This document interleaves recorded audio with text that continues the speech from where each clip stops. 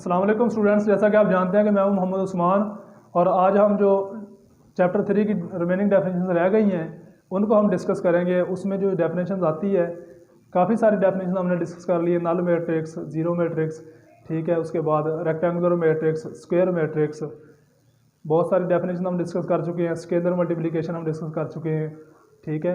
अगली जो डेफिनेशन हमारे पास रह गई हैं उसमें आती है definition equal matrices. Equal matrices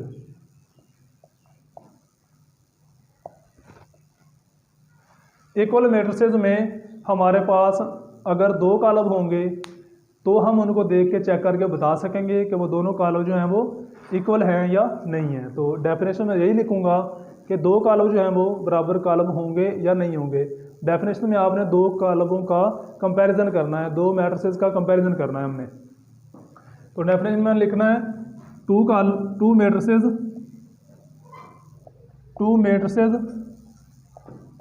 are called equal matrices if they satisfy the following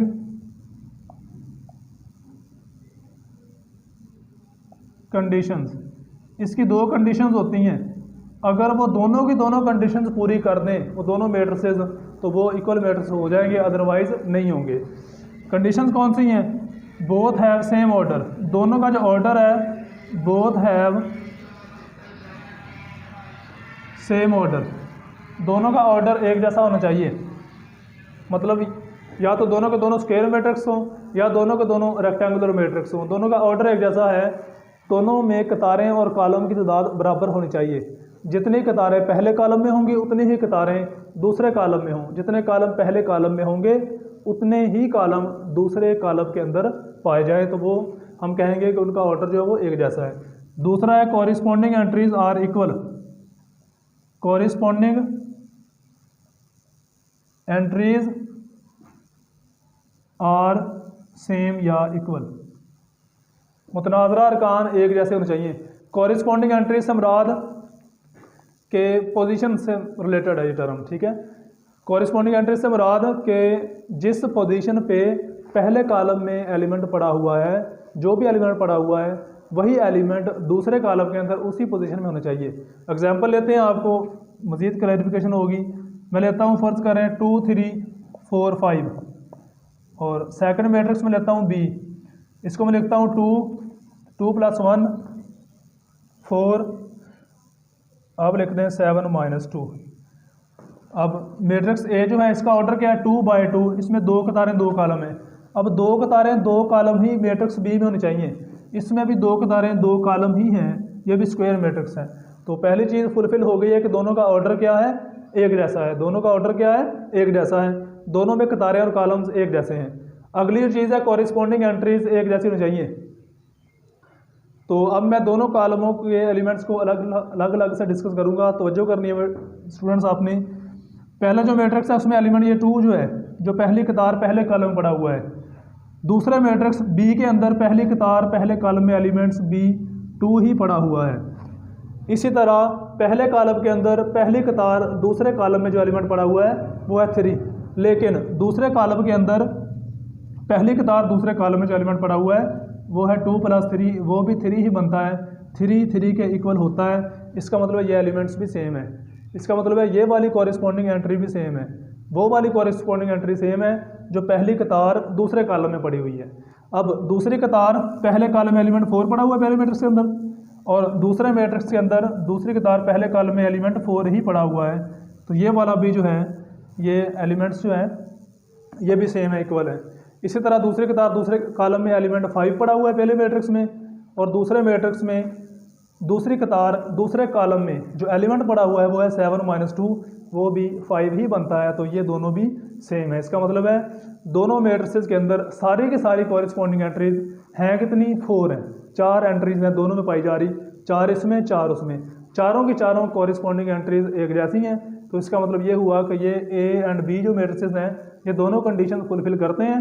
उसका मतलब ये हुआ कि ए एंड बी जो है ये इक्वल मैट्रिसेस हैं। दूसरी हम एग्जांपल लेते हैं, एग्जांपल 2 लेते हैं, example 2।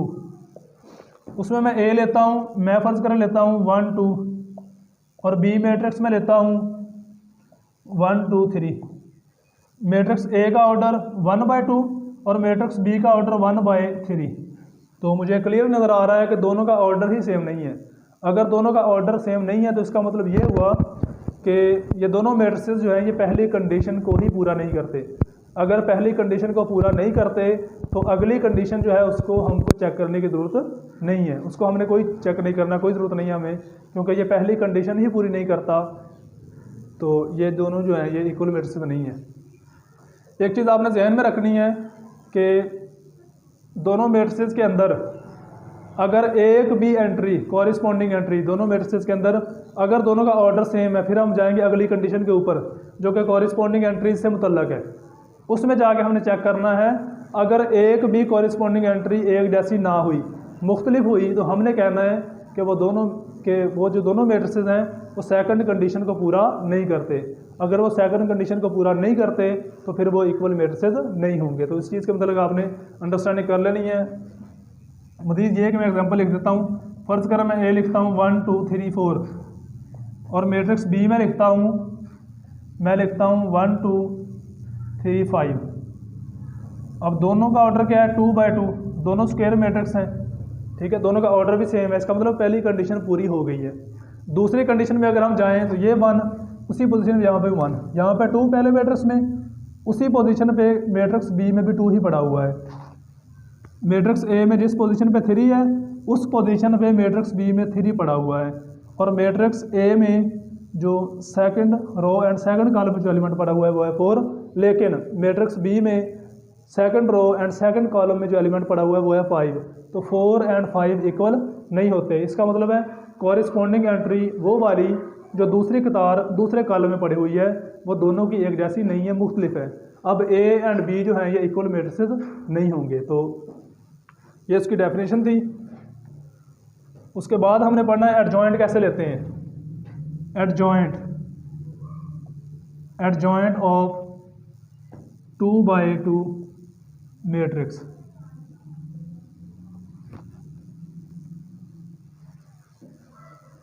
Two by two matrix है कोई ऐसा मैट्रिक्स जिसकी कतारें और कॉलम बराबर हैं, या दूसरे लफ्ज़ों में ऐसा मैट्रिक्स जो स्क्वायर मैट्रिक्स भी है। तो उसका एडजॉइंट हम कैसे मालूम करते हैं उस चीज़ को आपने सीखना है। मैं फर्ज करता हूँ, जनरल ले लेता हूँ, let A is equal to ABCD, 4 elements है उसमें, और उसका ऑर्डर क्या है 2/2, बी आ मैट्रिक्स या आप कह लें स्क्वायर मैट्रिक्स। ये कोई 2/2 का स्क्वायर मैट्रिक्स है। इट्स एडजॉइंट विल बी, इसका जो एडजॉइंट होगा विल बी, वो क्या होगा, आप लिख देंगे एडजॉइंट ऑफ AD लिखने के बाद आगे ए लिख देंगे, इज इक्वल टू, इक्वलिटी का साइन लगाएंगे। उसके बाद आप लिखेंगे, आप क्या करते हैं एडजॉइंट लेने में, आप प्रिंसिपल डायगोनल के एलिमेंट्स को इंटरचेंज करते होते हैं। प्रिंसिपल डायगोनल के एलिमेंट्स के अरकान की पोजीशन चेंज करते हैं, जगह चेंज करते हैं आपस में, ठीक है। और जो सेकेंडरी डायगोनल के एलिमेंट्स होते हैं उनकी अलामतें चेंज करते होते हैं। तो मैं यही चीज़ लिखूंगा, या डी को मैं ए की जगह पे लिख दूंगा, ए को डी की जगह पे लिख दूंगा, यहाँ पे आएगा डी और यहाँ पे आएगा ए। तो स्टूडेंट्स मैंने प्रिंसिपल डायगोनल के एलिमेंट्स के अरकान की जो पोजीशन है वो मैंने चेंज कर दी है।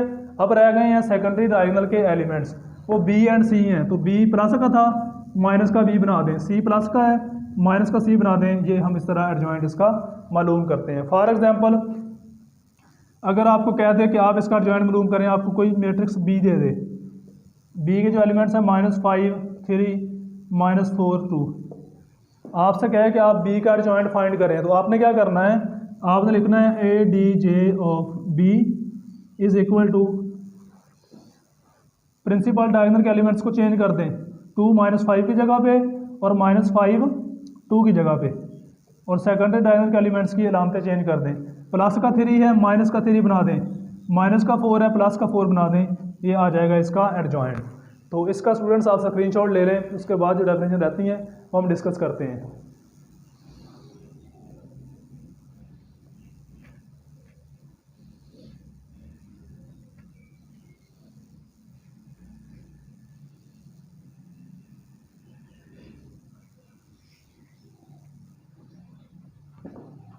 जी स्टूडेंट्स, उसके बाद हम सीखेंगे कि अगर आपके पास 2x2 का स्क्वायर मैट्रिक्स हो, 2x2 का स्क्वायर मैट्रिक्स हो तो उसका आप डिटर्मिनेंट कैसे फाइंड करते हैं। डिटर्मिनेंट से मुराद उसका मक्ता कैसे मालूम करते हैं। डिटर्मिनेंट कहते हैं मक्ते को।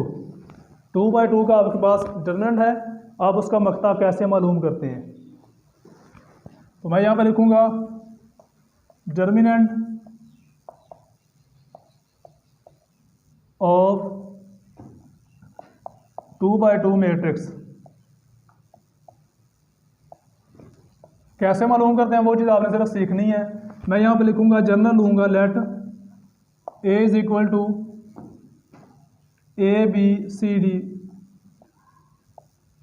B a square matrix, A B C D be a square matrix. ये मेरे पास स्क्वायर मैट्रिक्स ए है। इसका जब मैं डिटर्मिनेंट मालूम करूँगा तो मैं चीज़ ये लिखूँगा कि ए लिखने के बाद मैं उसके गिर्द 2 लाइनें लगा दूँगा ऐसे। इसको कहते हैं नॉर्म वैल्यू या डिटर्मिनेंट वैल्यू, ठीक है। तो अगर मैंने ए के गिर्द लाइनें लगा दी हैं तो ए की जो वैल्यू दी गई है उसके गिर्द भी आप 2 लाइनें लगा देंगे। तो मैं यहाँ पे यही चीज़ लिखूँगा, 2 लाइनें लगा के मैं इन एलिमेंट्स को लिखूँगा ए बी सी डी। अब मालूम कैसे करते हैं, प्रिंसिपल डायगोनल के एलिमेंट्स को मल्टीप्लाई करना है, दरम्यान में माइनस लगा के आपने सेकेंडरी डायगोनल के एलिमेंट्स को मल्टीप्लाई कर देना है। इसका मतलब ये हुआ कि आप ए को मल्टीप्लाई करेंगे डी के साथ और दरम्यान में माइनस लगा के बी को मल्टीप्लाई कर देंगे सी के साथ। तो ये क्या आ जाएगा, A D minus B C. इस तरह आप डिटर्मिनेंट फाइंड कर देते हैं। एग्जाम्पल लेते हैं। एग्जाम्पल में फर्ज करें आपके पास बी मैट्रिक्स है, उसके एलिमेंट्स हैं -2 3 -4 5। इसका आपने डिटर्मिनेंट जो है वो फाइंड करना है। तो मैं यहाँ पे बी के गिर्द 2 लाइनें लगा दूंगा और उसी तरह उसकी जो मैट्रिक्स की वैल्यू है उसके गिर्द भी लाइनें लगा दूंगा, -2 3 -4 5। अब मैं इसके ऊपर डेफिनेशन अप्लाई कर दूंगा। प्रिंसिपल डायगोनल के एलिमेंट्स जो जनरल फॉर्म थी उसमें थे ए एंड डी, और यहाँ पे है -2 एंड 5। तो -2 एंड 5 को आप क्या कर देंगे, मल्टीप्लाई कर देंगे, दरम्यान में माइनस लगा के। सेकेंडरी डायगोनल के एलिमेंट्स जो डेफिनेशन में थे वो थे बी एंड सी, और यहाँ पे जो है उसी पोजीशन पे 3 एंड -4। अब आप इनको मल्टीप्लाई कर देंगे, 3 को मल्टीप्लाई कर दें -4 के साथ, ये तो ये आ जाएगा -10 + 12, तो ये आ जाएगा +2। बी का मॉड क्या आ गया, या बी का डिटर्मिनेंट क्या आ गया, +2। ऐसे आप मालूम करते हैं। तो उसके बाद आखिरी 2 डेफिनेशन रह गई हैं, singular and non singular matrices. Singular matrix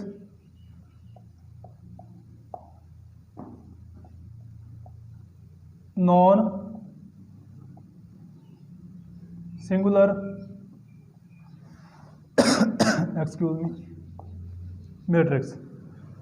singular matrix वो मैट्रिक्स होगा कि अगर आप उसका डिटर्मिनेंट जो है वो मालूम करें और उसका आंसर क्या आ जाए, 0 आ जाए।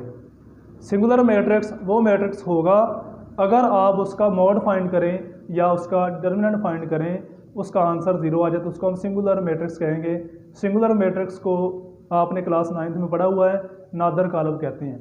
और नॉन सिंगुलर मैट्रिक्स वो मैट्रिक्स होगा, नॉन सिंगुलर मैट्रिक्स या गैर नादर कालब, उस मैट्रिक्स को कहेंगे जिसका आप मॉड फाइंड करें और फाइंड करने के बाद जो आंसर आए वो 0 ना आए। 0 ना आने के 2 मतलब हो सकते हैं कि या तो उसका आंसर पॉजिटिव में आएगा या नेगेटिव में आएगा। दोनों केसेस में वो कालब जो है वो नॉन सिंगुलर बनेगा। मैं डेफिनेशन में यही लिखूंगा, a matrix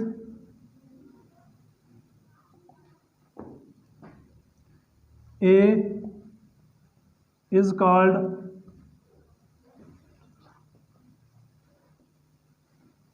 singular matrix if ये कंडीशन है उसकी, ए का मॉड 0, उसको हम क्या कहेंगे, सिंगुलर मैट्रिक्स कहेंगे। एग्जांपल लेते हैं, फर्ज करें ए है मेरे पास 0 0 0 0, ये नल मैट्रिक्स है। आप इसका मॉड फाइंड करें तो क्या आएगा, 0 नहीं आएगा, 0 मल्टीप्लाई बाय 0 0 हो जाएगा, माइनस 0 मल्टीप्लाई बाय 0 0 हो जाएगा, तो मॉड क्या आएगा, ए का मॉड क्या आ जाएगा, 0 आ जाएगा। इसका मतलब है ये जो मैट्रिक्स आपको दिया गया है ए, जो कि नल मैट्रिक्स है, उसका मॉड क्या आ गया, 0 आ गया। इसका मतलब नल मैट्रिक्स ए जो है ये सिंगुलर मैट्रिक्स है। इसका मतलब ये भी हुआ कि नल मैट्रिक्स का मॉड हमेशा 0 होता है। दूसरी हम एग्जांपल लेते हैं, मैट्रिक्स बी। आप ले लें यहाँ पे 2 2 2 2, सारे एलिमेंट्स एक जैसे आप ले लें, कोई भी मैट्रिक्स ले लें, उसके अगर सारे एलिमेंट्स एक जैसे हैं तो उसका मॉड भी क्या आएगा, 0 आएगा। तो बी का मॉड जब हम फाइंड करेंगे तो 2 multiply by 2 minus 2 multiply by 2, तो ये आ जाएगा 4 माइनस 4, उसका आंसर भी क्या आएगा, 0 आएगा। तो ये बी भी जो है ये आपके पास कौन सा है, सिंगुलर मैट्रिक्स है। Non singular matrix, a matrix A is called non-singular matrix if A mod is not equal to 0। अगर A के मॉड का आंसर या A के डिटरमिनेंट का आंसर 0 ना हो तो वो क्या होगा, नॉन सिंगुलर होगा। एग्जाम्पल लेते हैं, A मैट्रिक्स है मेरे पास 2 5 6 9, ए का मॉड लें आप, क्या आएगा 2 5 6 9 और इसके गिर्द 2 लाइनें लगा देंगे। अब मॉड फाइंड करें, 2 मल्टीप्लाई बाई 9 क्या बन जाएगा 18, माइनस 6 मल्टीप्लाई बाई 5 क्या बन जाएगा 30, तो यह आ जाएगा -12। -12 इज़ नॉट इक्वल टू 0। इसका मतलब ये हुआ कि इसका जो मॉड है वो 0 नहीं आया, या दूसरे लफ्ज़ों में इसके डिटरमिनेंट का आंसर 0 नहीं आया। उसका मतलब ये हुआ कि ये जो है ये नॉन सिंगुलर मैट्रिक्स आपको गिवन था। तो यहाँ तक स्टूडेंट्स हमारे लेक्चर का इख्तिताम होता है। अगला जो लेक्चर हम देंगे वो आपको इसकी पहली एक्सरसाइज के मतलब क्वेश्चन हम सॉल्व करेंगे। तो शुक्रिया बेटा, अल्लाह हाफिज़।